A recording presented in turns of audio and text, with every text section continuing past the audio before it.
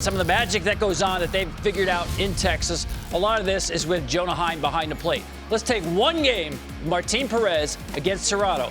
Fastball in, that's not a strike, but it's called a strike. He's going to be around the zone. It's a classic case of being around the zone where you start to get calls, even on the edges. And he can work both sides of the plate with his changeup, cutter, that's backdoor cutter right there, and both fastballs, two-seamers in and sinker in. You see locking up the Toronto Blue Jays time after time. But I want to pay attention to how these balls are received by Jonah Heim.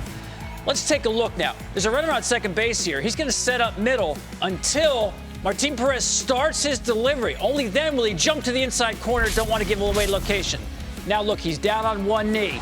Stop bashing one knee catching form, guys. It works. Look how low he is. He's 6'4", but he's giving Rob Drake, the umpire there, a real good look at the plate by getting down so low. Shoulders are turned towards home plate because you want to frame everything into the zone.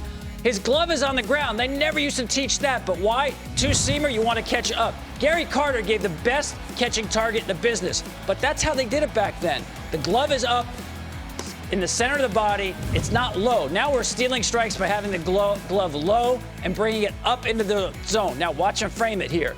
You hardly saw that, where his hands actually turned slightly into the strike zone and then stuck it right there. You don't need to jerk the baseball.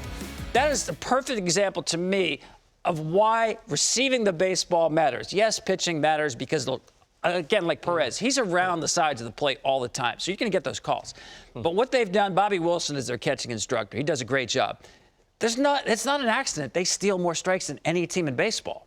And that's with a really not a command-type staff last year.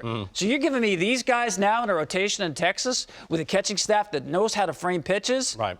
I like my chances a lot more this year with Texas.